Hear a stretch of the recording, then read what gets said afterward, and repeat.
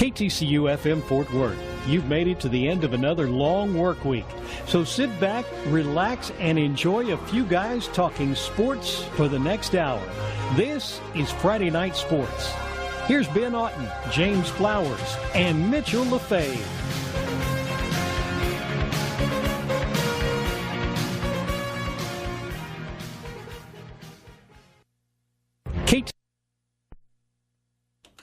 What's up, guys? I'm Ben Otten, and alongside me are James Flowers and Mitchell LaFave. We're back after a week off. I hope everyone had a great Thanksgiving. But you guys know who really enjoyed their Thanksgiving? The Pittsburgh Panthers, because they ended Miami's perfect season, winning 24-14. Let's start off our college football Week 13 recap. Number 2, Miami, like I said, 11-0 going into the game. They went up to Pittsburgh and lost by a score of 24-14. After escaping with a win against Virginia last week, Miami was upset by a 5-7 Pittsburgh team, and now going to the ACC championship game, coming off their first loss. Is this a cause for concern, James? I think it is maybe a little bit cause for concern. Well, I guess actually maybe not, because Miami, they're going to be in the ACC championship game no matter what. They're going to be playing Clemson, and the winner of that game is going to be in the college football playoff. Maybe a little. It's throughout the course of the season. What it seems like is Miami's been doing really well against the ranked opponents, but not so well against the non-ranked opponents. So obviously it's not good. It's not a good look going into the championship game. But we'll see, because they've been a little inconsistent throughout the season. Yeah, I think there certainly is a cause for concern. For one, there's a lot of momentum lost. The Canes had a lot of momentum going into that game at Pittsburgh. All of that is lost now, and Miami almost has to start at square one. And really, the fact of the matter is they've been living on the edge for weeks now. They needed a last-second touchdown to beat Florida State. They kicked a last-second field goal to knock off Georgia Tech, and a big second half to beat a 6-win Virginia team. I think most of the country thought that Miami was back after the big wins over Virginia Tech and Notre Dame, but the truth was that all the close games finally caught up with them. Yeah, I don't know. I look at it a different way personally. I think this is kind of like a team that, by definition, plays to the level of its competition. And that can be good in some senses. We saw that against Virginia Tech and Notre Dame. They look like one of the best teams in the country. But then, in that same sense, Miami, like you mentioned, James, that home win against Virginia, just narrowly escaping after Virginia really came out and challenged Miami. And then Pittsburgh, when you don't play your best football every week and play up to the level you're capable of, and you play to the level of your competitions, this is what will happen. And I think in that sense, it's a negative, but in the end, like you said, Mitch, they're 11-1. They're going to an ACC championship. They still have one game to prove themselves, and it's a big game. So I think Miami will come out ready to play, and their season isn't lost on this game. I think there's something to be said about Pitt, too, and playing top 3 ranked teams. It's something that just gets into the Panthers. 10 years ago, they knocked off West Virginia, and they knocked them out of the BCS championship race. After beating the Mountaineers 13-9 in Morgantown, they beat second-ranked Clemson last year on a last-second field goal. So if you're a top-ranked team facing Pittsburgh late in the season, beware. Yeah, certainly a pretty impressive win for Pittsburgh, and I think that's a crazy stat when you really start to think about it. It's so tough. You look at other teams' top 3 records, or records against the top 3 in general. It's pretty poor. Pittsburgh's won 4 of their last 4. That's mind-blowing. There's another really good game on that Friday after Thanksgiving. Number 15, UCF, welcomed USF to town, and the Knights escaped with a 49-42 win. It was a wild game in Orlando, to say the least, but that being said, UCF capped off a perfect regular season in dramatic fashion. That kickoff return that ended up being the game winner. But even then, it seems like the Knights have zero chance of making the college football playoff. They sit still at, 14 in the college football playoff polls. What are your thoughts on that? I mean, we've talked about it before, just either on the show or just in general, just talking to each other.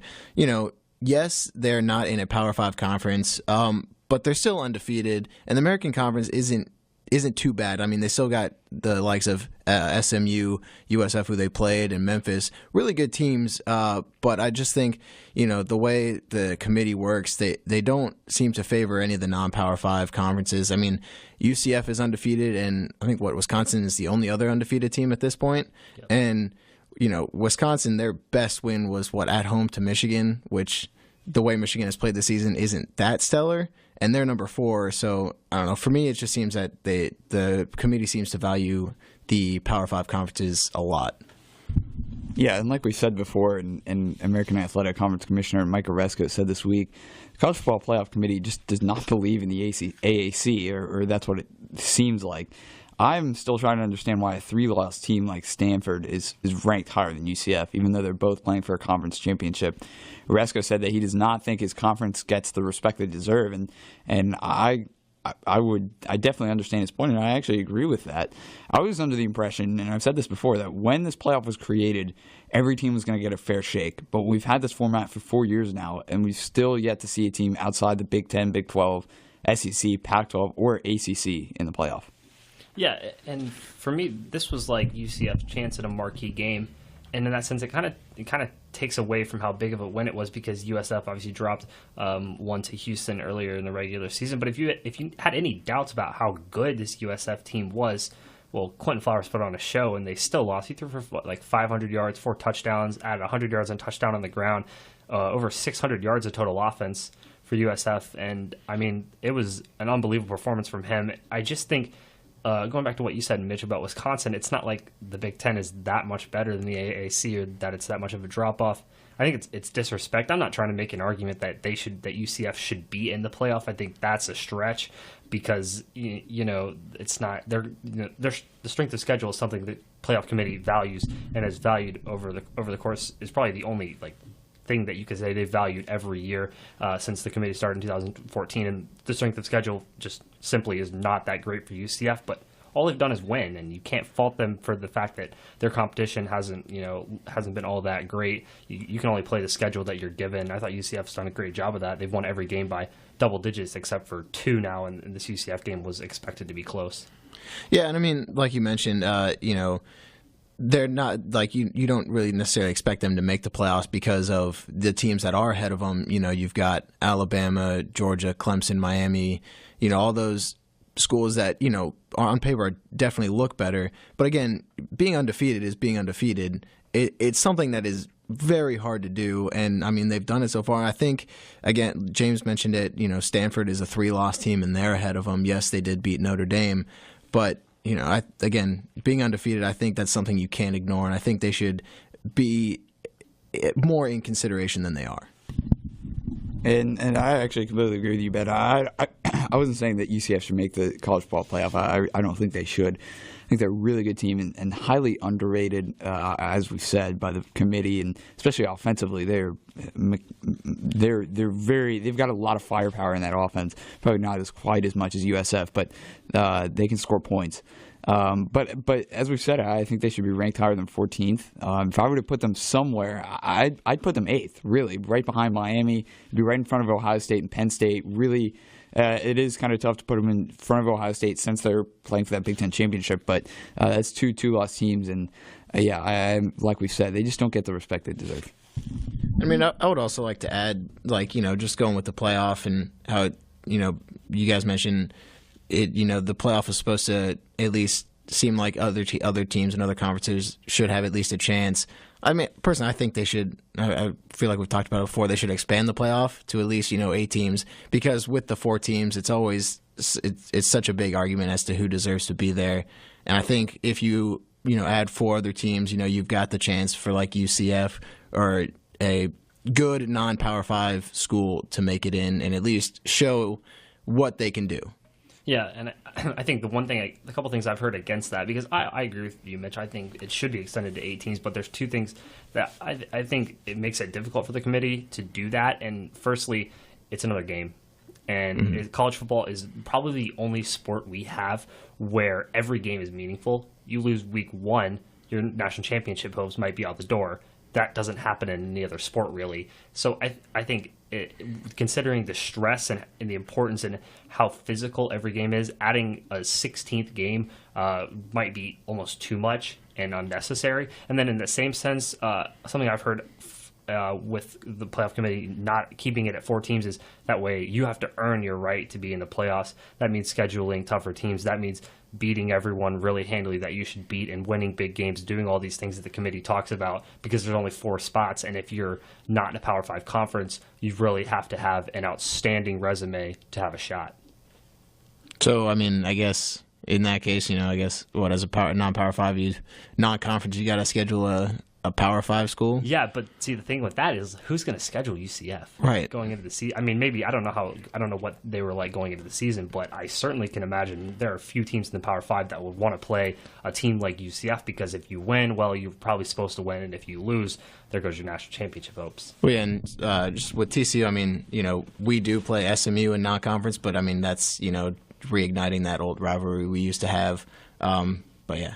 Yeah, Georgia Tech actually had the chance to play UCF this year, but the hurricane kind of messed that up, so they never rescheduled it. Yeah, that's a bit unfortunate for UCF as well.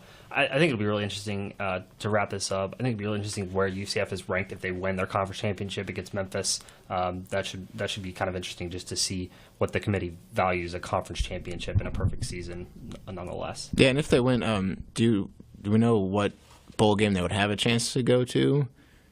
I think it's like the Sugar Bowl. What did Western Michigan play in last year? The Cotton Bowl. Okay, I mean, because if they do win and they do end up playing a pretty decent Power 5 school, I mean, they'll absolutely get a New Year's Six Bowl if they're unbeaten. That would be a good test to see where they are. I mean, yeah, see how they rank against the traditional powerhouses of college football. Yeah. Speaking of traditional powerhouses, let's jump into probably the game of the week. Number 1 Alabama went on the road, took on number 6 Auburn. The Tigers won 26-14. Auburn's the first team ever to knock off 2 AP number 1s in the same season. What's been the key to that? They knocked off Georgia a couple weeks ago, and now Alabama. Yeah, normally we talk about Clemson or Georgia having one of the best defenses in the country, but Auburn certainly deserves some credit, especially maybe the last 10 weeks of the season. I think for me what was most important in both games was that Auburn won the turnover battle. Georgia and Alabama don't turn the ball over much, but when they do, you have to take advantage of it.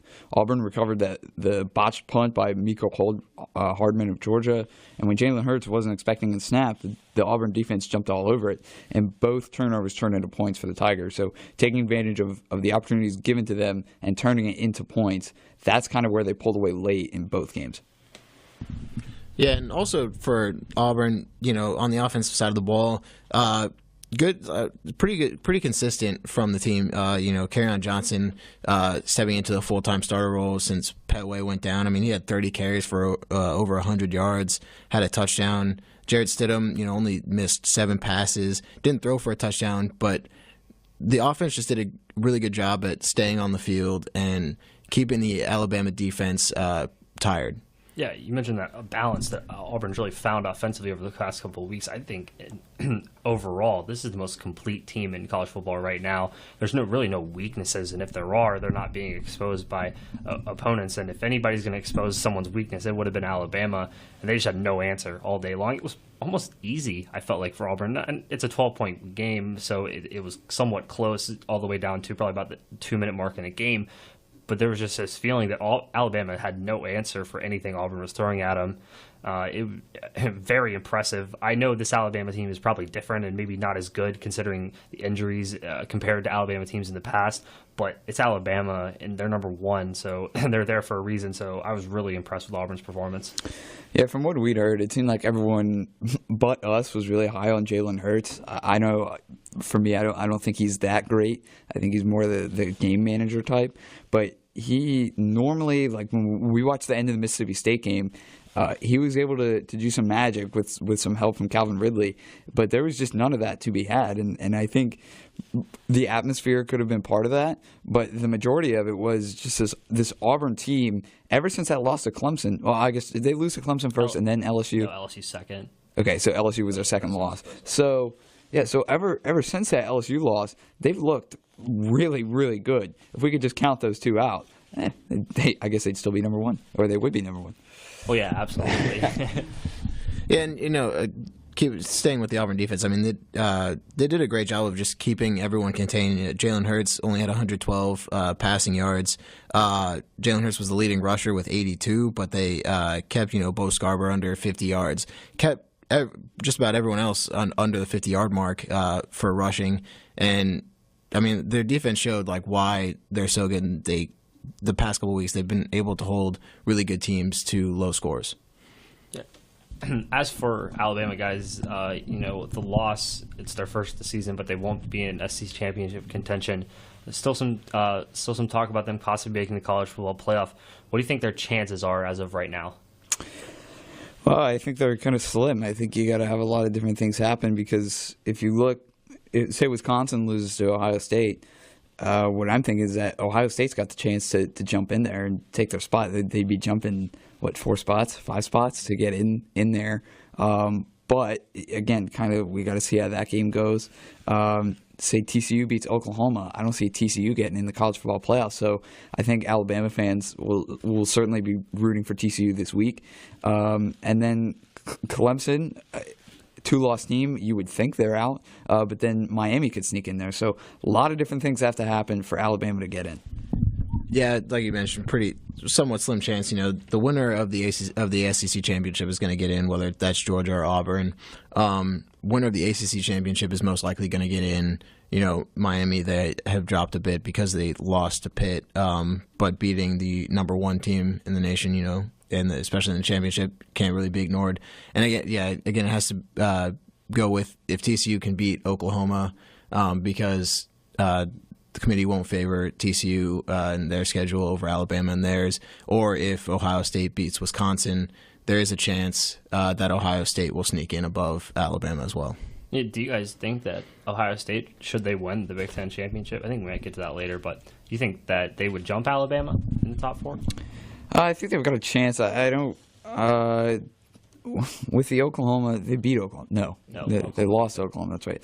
So I think the Oklahoma loss really hurts them, especially if Oklahoma wins.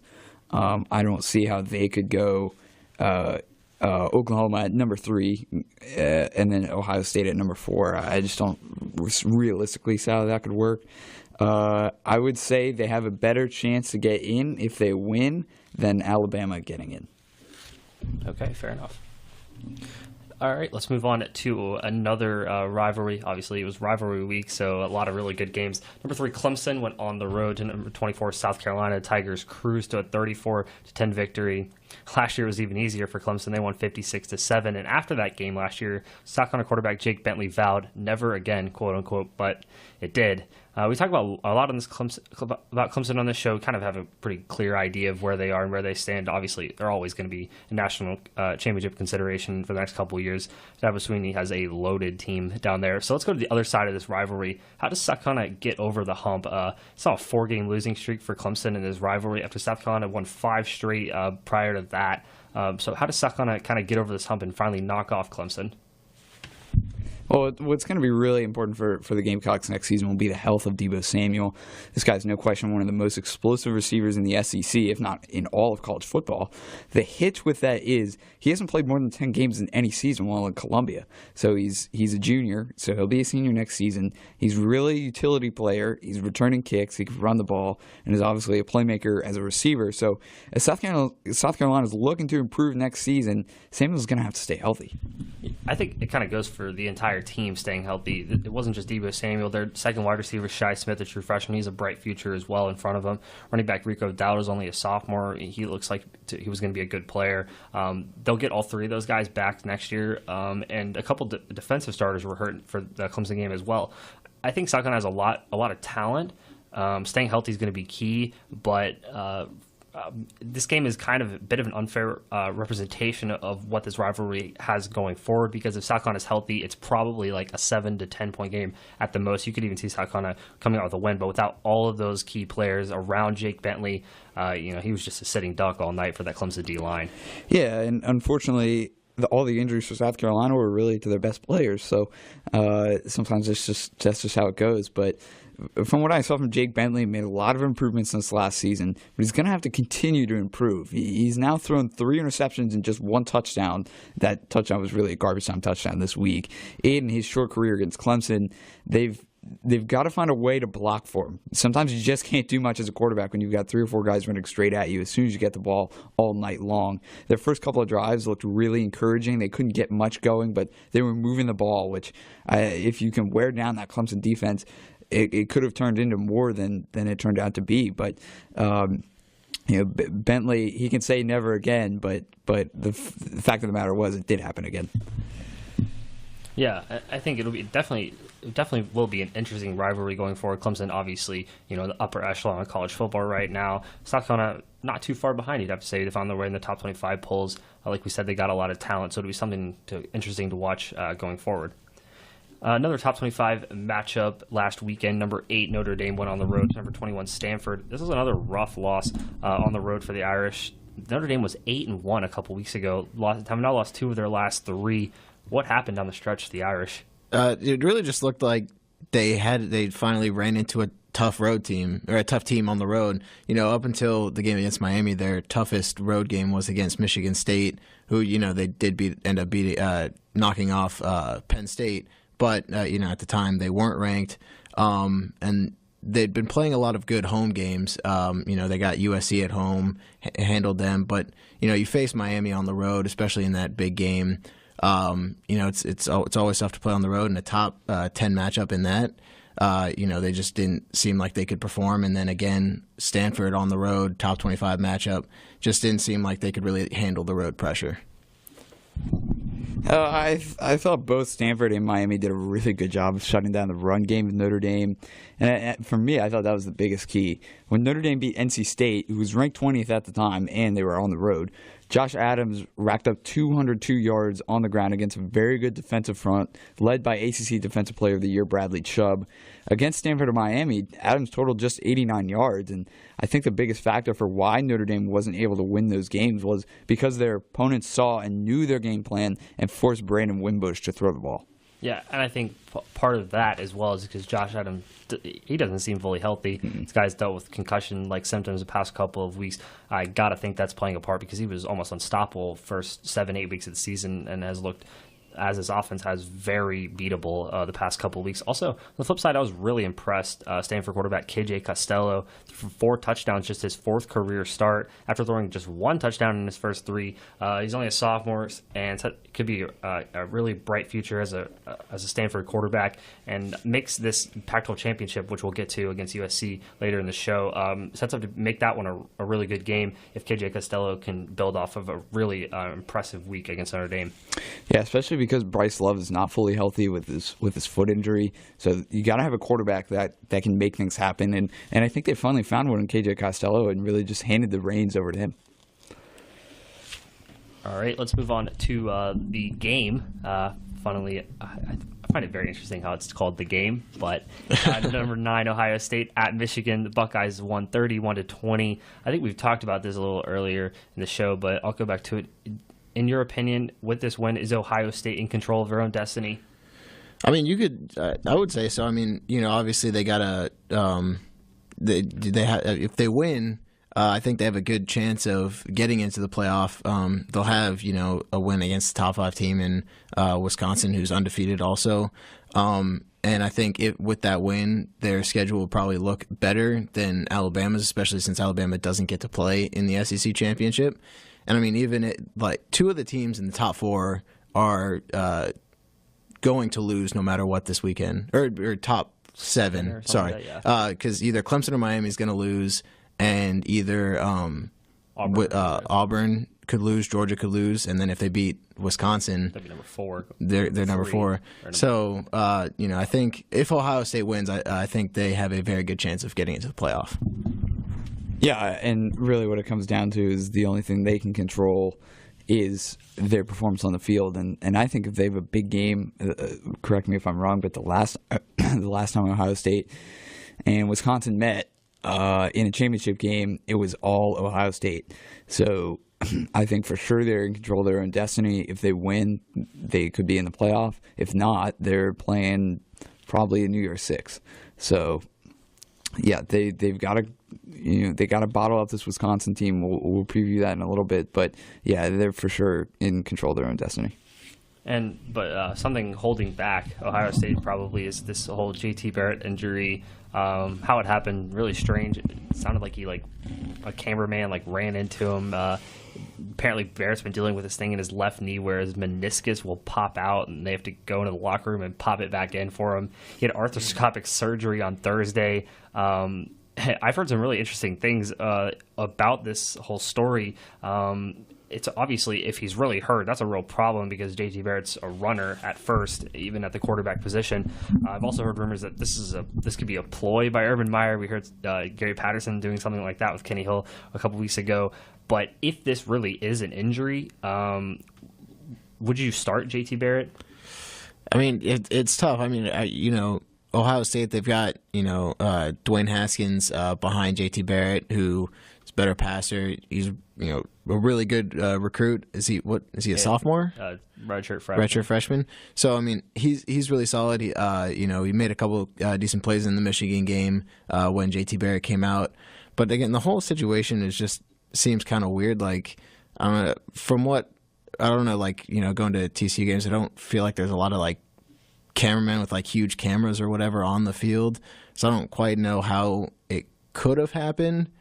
I don't know. Again, I don't really know exactly what happened, but it is an interesting situation.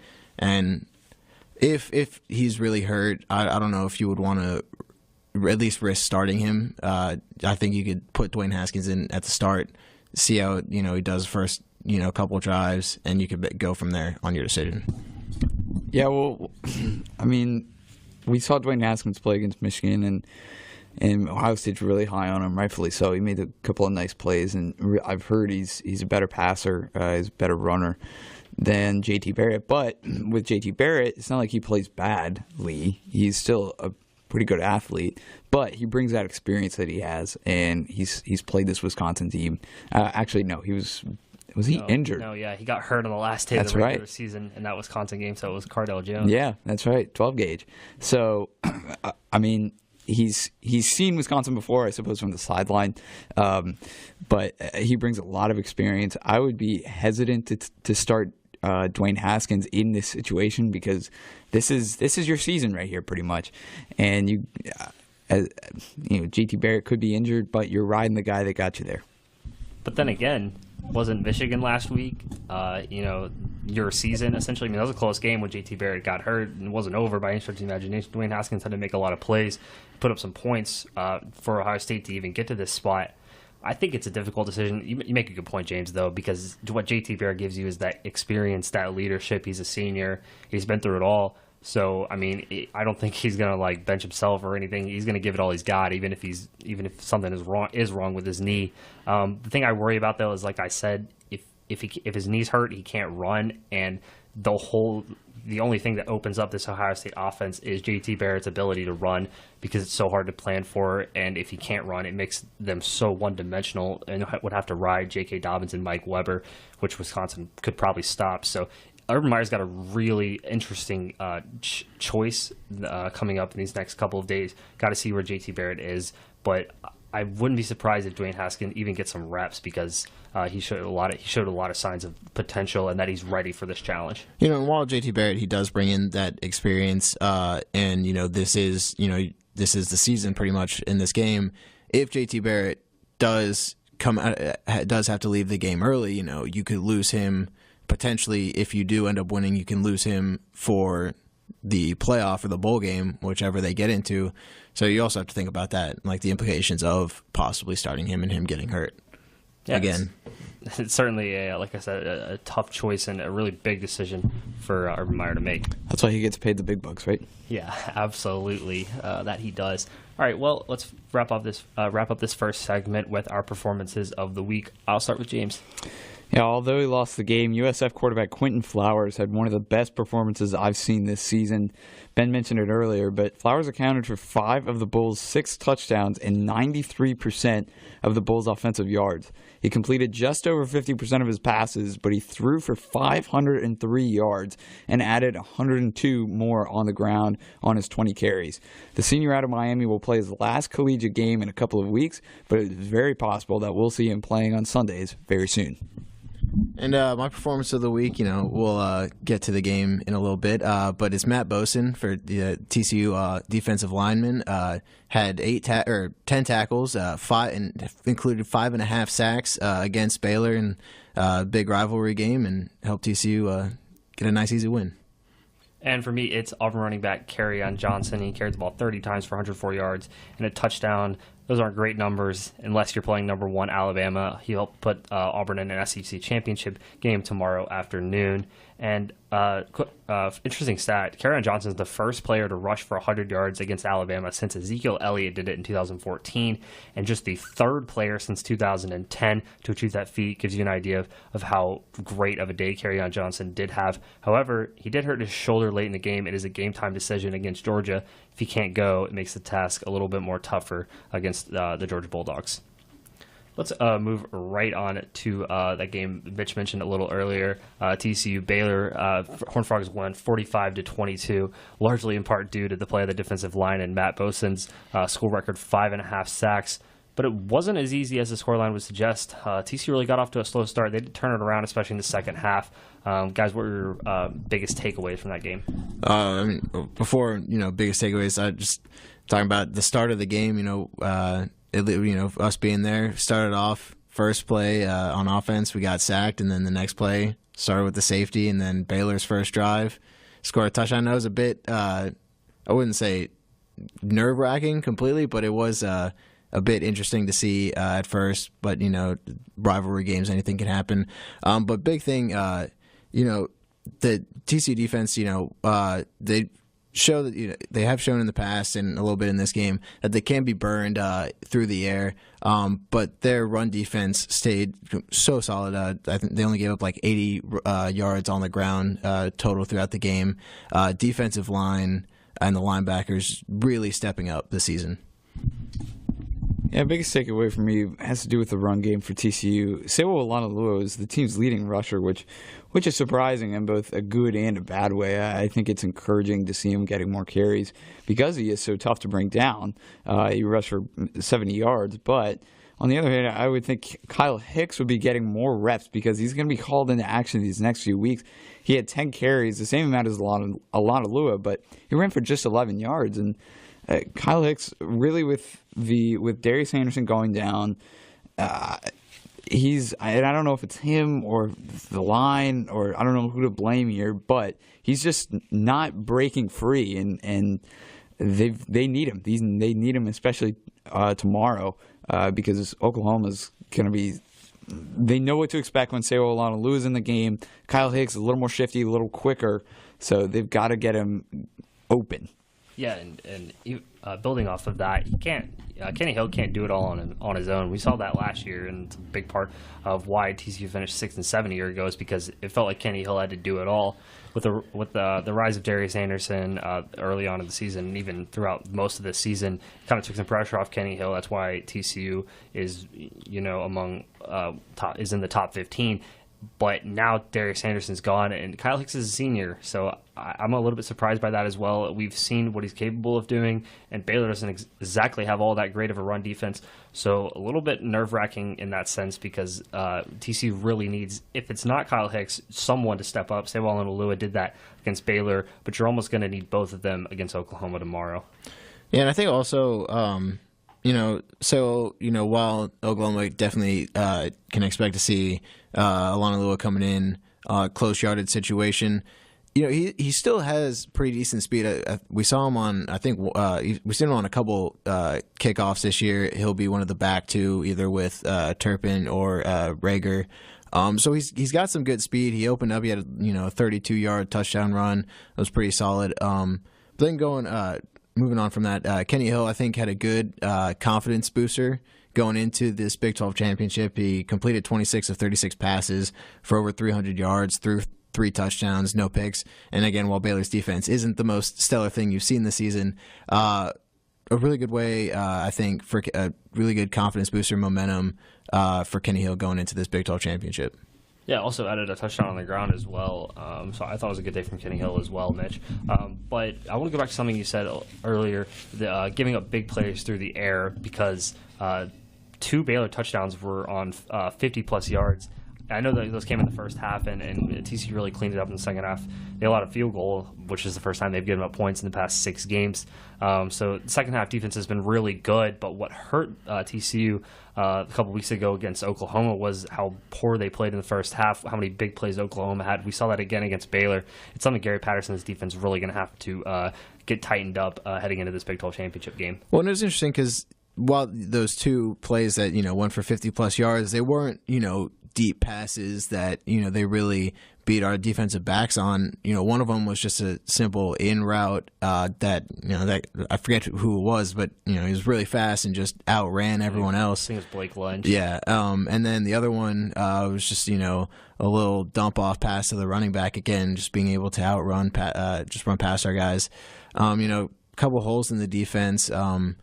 And then I think we're missing Nick Orr for the first half because of that fight during the Baylor game. But yeah, it'll be interesting to see how TCU can play in the first half. They seem to the last 7 games, so they've really been able to come out strong in the second half, make adjustments, but they've got to be able to maybe not at least they've got to step up in the first half. Don't obviously expect them to play as well as they have in the second half for the last few games, but they have to be better in the first half. Yeah, they certainly have to keep it close. And I think what you said about those little dump-off passes or, like a slant route to a wide receiver or a dump-off to a running back that goes for 50 yards or more and a touchdown, that's what Oklahoma pretty much did, was just chew them up with big plays, just chunk plays every single time they had the ball in the first half. You've got to get that tightened up. There can't be any kinds of busted coverage or anything like that because if anyone's going to hurt you, it'll be Baker Mayfield when that happens. All right, we're going to take a quick break. When we come back, I will talk some college basketball, and James will talk some hockey for the first time on the show. We do all that right after this.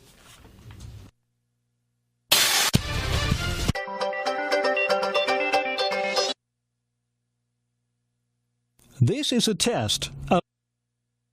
Okay, forest animals, kids are coming to the forest, and it's up to us to make their visit a good one. Sparrow, have you practiced the most popular bird songs for the year? Of course. Catchy. I like it. River, how's the temperature? It's a refreshing 52 degrees, man. I love it. Turtle. He's not here yet, man. He's late every morning. Okay. Squirrel. The forest has been preparing just for you. To learn more about cool things to do in the forest, visit discovertheforest.org. Brought to you by the U.S. Forest Service and the Ad Council. WWE superstar Alberto Del Rio. Take 1. Behold the angry giant. Try it again, Alberto. Behold the angry giant. Perfect. Good luck tonight. Behold the angry giant. Yay! Read me another one, Dad. This is WWE superstar Alberto Del Rio. It only takes a moment to make a moment. Take time to be a dad today. Visit fatherhood.gov. Brought to you by the U.S. Department of Health and Human Services and the Ad Council. Welcome back to Friday Night Sports. I want to start by getting you guys up to speed on TCU basketball. They're off to a perfect 7-0 start this season, ranked number 23 in the AP poll. It's the highest ranking since 1999. Also, UNC lost to Michigan State on Sunday, so TCU now holds the nation's longest winning streak, having won their last 12 games. TCU went to Orlando over Thanksgiving for the Emerald Coast Classic. They beat New Mexico by a score of 69-67 in the semifinal. TCU really should have won this game a lot more handedly. They did not make free throws late to put the game away, but they did survive. I thought that kind of gives you an idea of how experienced this team is. Getting stops on the defensive end when they had to, coming out with a win. And then the next day for the championship game, they played St. Bonaventure, won 89-79, and I think TCU expected to play Maryland in this championship game because that's who St. Bonaventure played in the semifinal the day before. But the Terps ultimately lost to St. Bonaventure. I think Maryland would have been a bigger challenge, and certainly in the sense that they're in that they are in a major conference, and St. Bonaventure is not being in the A10. Not a knock against the A10. That's a great conference. I think St. Bonaventure is predicted to finish second in that conference, so we'll probably see them in March. So they're certainly a good team. But I think Maryland would have given TCU a better game, and it would have been more interesting. That being said, TCU played a lot better than they did in the opener. They led pretty much from the opening tip. So another very successful Thanksgiving break for TCU basketball. They've won 2 tournaments in the past 2 years. It's been a really good start. There have been a lot of close games in that same sense. Obviously, both of those games in Orlando were close. Belmont a couple nights ago was close. South Dakota a couple weeks ago was also a close game. Those are games that I think were a bit eye-opening for Jamie Dixon, because I think he realizes this team isn't going to blow anyone out. They're not that good, but they do play well down the stretch in almost every game outside of probably that New Mexico game that I mentioned earlier. So, Jamie Dixon's got a couple things to fix, but nonetheless, they're off to a 7-0 start. They host Yale tomorrow afternoon at 4 o'clock, and then tomorrow afternoon at 7 o'clock, and then SMU on Tuesday. Its first real test. SMU obviously beat number 2 Arizona in Atlantis, in the battle for Atlantis over Thanksgiving. So they've got a really good team, and I think it'll be a really good test for TCU to kind of give us all an idea of just how good this team is this year. And now I will send it over to James for the first time on the show. We'll talk some NHL. The season's well underway. James, I'll get your early season thoughts so far. Yeah, from what I observed, the NHL season has really been one of a few different surprises. First of all, the Tampa Bay Lightning are just off to an incredible start. Steven Stamkos and Nikita Kucherov are the top 2 point scorers for the season so far. After missing most of last season with a blood clot in his leg, and he broke his leg actually a couple of years before that, nobody really expected Stamkos to be this good so early. He leads the league with 26 assists, and his line mate Kucherov is second behind Alexander Ovechkin of the Washington Capitals in goals with 17. As well as the Lightning have played, though, the Toronto Maple Leafs are right behind them, just 1 point out of first place in that Atlantic. And the Maple Leafs, they made some really good signings this past offseason after making their first playoff appearance since the 2012-2013 season. They signed 37-year-old veteran Patrick Marleau in the offseason from the San Jose Sharks. He's alleviated some of the pressure from Austin Matthews, who, by the way, is still playing incredibly well in just his second season in the NHL. 13 goals and 13 assists on the season. They also added vets Ron Hainsey from Pittsburgh and Dominic Moore from New York, and to give this young Maple Leafs team some veteran presence. And as for, I know there are a lot of people, at least at TCU, that are from Chicago, but most people around here aren't the biggest Blackhawks fans because of the Stars. But I've really been unimpressed with the Blackhawks this season. The St. Louis Blues seem to be pulling away with this division so early, but the Blackhawks have some problems to solve. 19-year-old Alex DeBrincat has been a highlight this season as the team's second leading point scorer. He's got such a quick release, and at 5'7" is really sneaky and just gets around defenders using his size and his speed. The Hawks just put goalie Corey Crawford on injured reserve today, which is a big problem for Chicago. The Hurricanes signed former backup Scott Darling to a contract this offseason, so he's gone. And now it's on the shoulders of Anton Forsberg, who's allowed an average 3.6 goals per start this season. There's a lot of rumblings in Chicago right now. General manager Stan Bowman is itching to get a Stanley Cup back to the Windy City, but with the way the Hawks are playing right now, I don't see it in Chicago this season. Among other things, the Stars got off to a really good start, have stumbled as of late. Last night they just beat Chicago in overtime, so a good division win there last night. But after some offseason trades and offseason signings, they're looking to get younger as well. So a lot of things happening in the NHL right now, and the first 2 months really have been one that I did not foresee. Yeah, I want to go back to something you said a little bit earlier about the Blackhawks putting Corey Crawford on IR, because Pittsburgh Penguins also put starting goalie Matt Murray on IR early this week with a lower body injury. You mentioned how big of a loss it was for Corey Crawford in Chicago. How do you think Pittsburgh will fare, obviously, because they lost Marc-Andre Fleury to Las Vegas in the expansion draft over this offseason? Yeah, and actually, funny enough, Marc-Andre Fleury, when he went to Vegas, lasted about maybe 2 weeks, and he is also on the IR, so goalie's really short. But as for the Penguins, they're actually not in too horrible of a spot. So with Matt Murray going down, it turns to Tristan Jarry, and he's been a hot prospect for Pittsburgh for the last few years now, and he's actually played really well, actually better than Matt Murray as of late. So the Penguins, that's good for them. They've got a lot of things to work on, especially on the defensive side of the puck. They lose players going back to back. I don't see them going 3 straight, but they're not in too bad of a situation like Chicago with their goaltending spot. But Tristan Jarry, he's played really well. I think he only has 1 or 2 losses so far. So Penguins are really high on him and may be the future, even though Matt Murray's still really young. All right, well, let's transition back into some college football. Big game this week, Big 12 Championship, the inaugural Big 12 Championship in AT&T Stadium. TCU will be there, and they will get a rematch from November 11th in Norman when Oklahoma won 38-20. How can TCU make sure that this doesn't happen again? Okay, so they need to contain Baker Mayfield and Rodney Anderson. I think that's where they need to start. Anderson compiled nearly 300 yards in the first matchup. With Baker Mayfield at quarterback, the run threat's always going to be there, so you've got to watch him on the ground. But as we all know, he can really throw the ball too, so he is so good. You've got to focus on containing him, but in that same context, you've got to learn to contain the other players as well. So if you can take away the players he's targeting, Mark Andrews, the other wide receivers, he's not going to have anyone to throw to, so he's going to be forced to run a little bit more or hand it off to Anderson. So while containing Baker Mayfield is the big headline, I think the pieces that go under that is you have to – it's going to hurt with Nico Small out, but you've got to cover the players that he's throwing to often to really get a chance to hold them – to limit them on offense. Yeah, and I think you can do that by getting pressure with the front four. It's something I talked about in the first matchup. Those quote-unquote killer bees, that defensive line, what the defensive line calls themselves, they have to be disruptive, and they have to do it by themselves so you can put 7 or 8 guys in coverage and still get after Baker Mayfield. You can't allow him just to sit back and just nickel and dime you, but you can't blitz.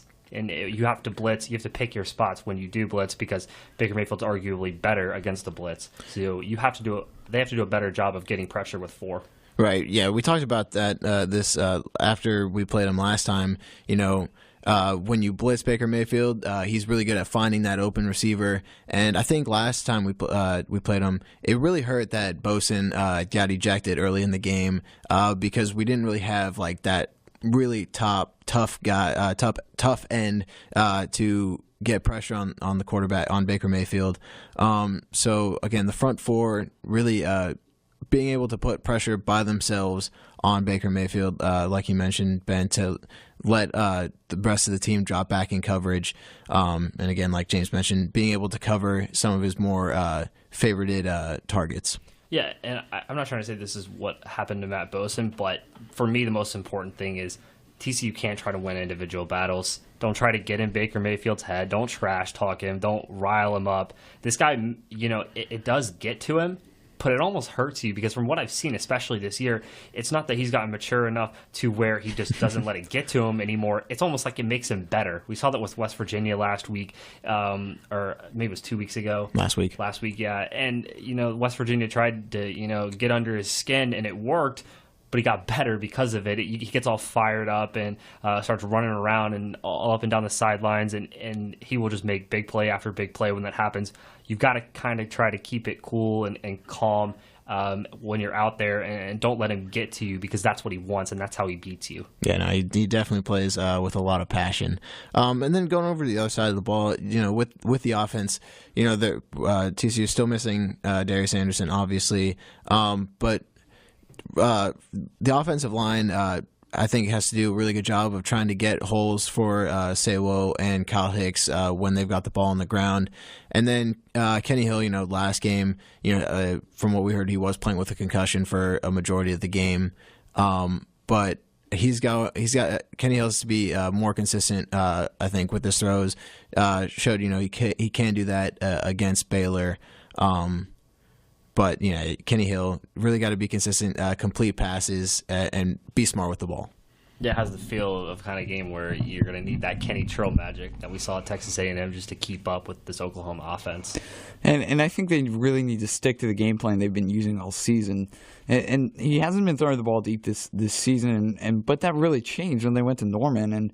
And I think Sonny Cumbie needs to stick with what they've been doing all season, dumping the ball off and playing sideline football. If Kenny Hill lets his teammates do their thing and let them make plays, TCU could hang around.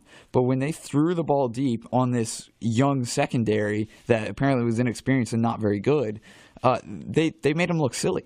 So I think, go back to what you've been doing and what's been working pretty much during this season. I thought the Baylor game was a great confidence boost, and what they did in that game they could use in this Oklahoma matchup. All right, well, let's jump right into our last segment of the show tonight. Conference Championship coming up. We'll pick a couple of these. Let's start with the game coming up in about 8 minutes. USC versus Stanford in the Pac-12 Championship. It's on ESPN if you want to watch it. The Cardinals probably thought their Pac-12 title hopes were gone following a loss to Washington State a couple weeks ago, but thanks to some help from Washington, who beat the Cougars last weekend in the Egg Bowl, Stanford gets another shot at USC. Who wins this time around? USC, over the course of the season, they've lost 2 games, right? Yeah. Sorry. And for me, though, I feel like they haven't seemed too terribly convincing in each of these games. A lot of them have been close. Their biggest win was against Arizona at home, who was ranked at the time. And with Stanford, Bryce Love, while he did have an ankle injury, he still rushed for over 100 yards last week. And I think being at a neutral ground, it's not like all championships are. I think KJ Costello is going to build off of last game. Bryce Love is going to stay solid on the ground. I've got Stanford in this one. Yeah, I really like what I've seen from Stanford the past few weeks. KJ Costello had a rough first few games, but he's settled in very nicely, especially last week against Notre Dame. Bryce Love is not fully healthy, but he's still deadly in the run game. And then in their first matchup, Stephen Carr, Ronald Jones for USC had 100-yard games, but Carr hasn't played that much in the second half of the season due to a lingering foot injury. In his last 4 games, though, Jones has averaged 168 yards per game. Sam Darnold has only thrown 3 interceptions in his last 6 games, which is really encouraging for USC. Although I think Stanford has a lot of momentum. They figured out how to stop Notre Dame, and I think they'll find a way to beat USC as well. Yeah, it sets up to be a really fun running back matchup. Ronald Jones for USC, Bryce Love for Stanford. If there were any questions about Bryce Love's injury, he had 125 yards against the Notre Dame defense, which has been pretty solid all season long.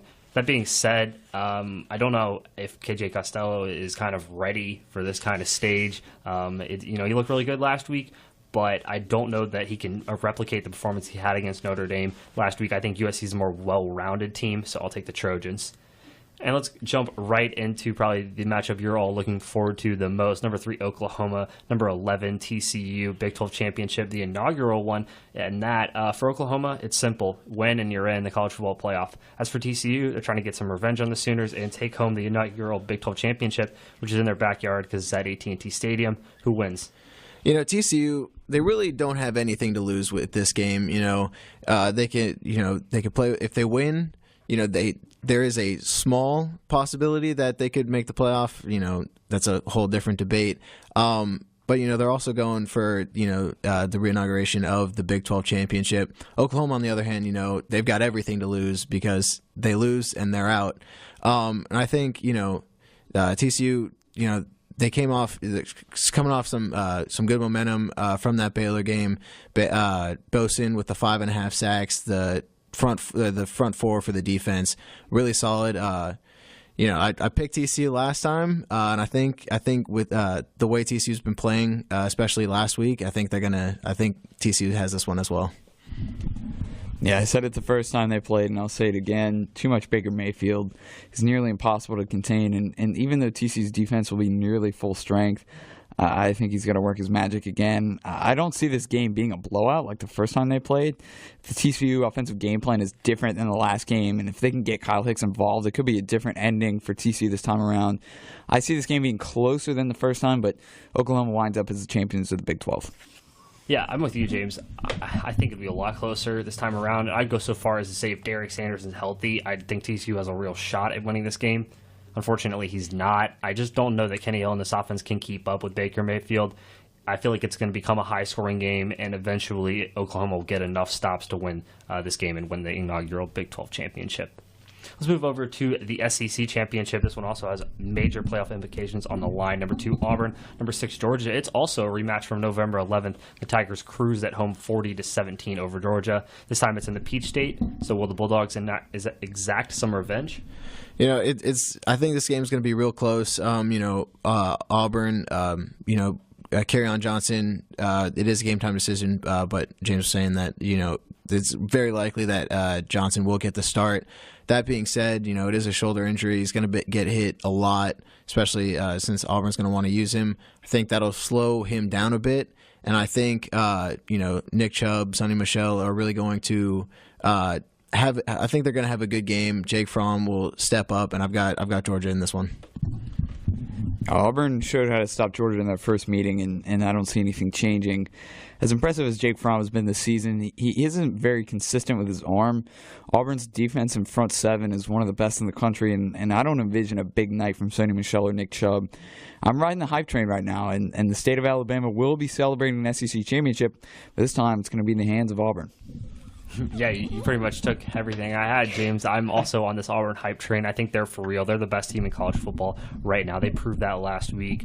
Jake Fromm is going to have to play a lot better than he did in their first meeting. I don't see it happening. That Auburn front four gets after the quarterback, and they'll frustrate Jake Fromm and make it a long night for him. I also, similar to the first meeting, I don't think this game will be very close. I think Auburn will cruise.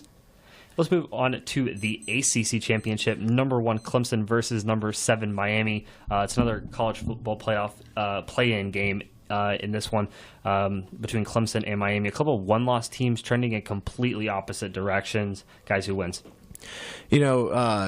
Miami, they've been hit with even more injuries. They're losing probably Rozier's top target in Chris Herndon. And I think, Clemson, coming off some good, not good wins necessarily, but solid wins the past few weeks. I think Clemson's going to take the ACC championship. Yeah, I've been holding off from picking Clemson for just about the entire season, but I'm going to put a stop to that tonight. Miami loves its turnover chain, but Clemson just looked dominant in its defensive performance at South Carolina last week. When you've got such a good defense, that really allows your offense to make plays and open up, and I think that's exactly what the case is for Clemson. I think the Tigers are going to roll in Charlotte. I think it'll be a lot closer than a lot of people are expecting. Miami may be banged up, but we saw against Notre Dame, Virginia Tech, they play their best when the lights are brightest. What bigger stage than an ACC championship with a shot at the college football playoff? I think Miami will play really well. Unfortunately, so will Clemson because they also seem to play really well in the biggest games. I got Clemson in a close one. And finally, in the Big Ten Championship, the number 4 Wisconsin Badgers win a perfect 12-0 in the regular season. Now need just one win to head to the college football playoff. But staying in their way is undoubtedly their toughest challenge yet, Ohio State. Does Wisconsin remain unbeaten and win the Big Ten title?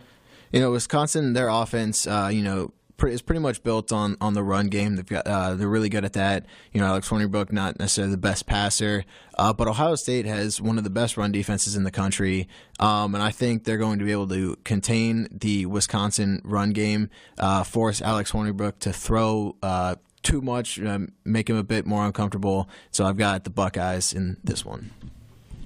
I think even if JT Barrett doesn't play the entire game, Ohio State is still trending in the right direction.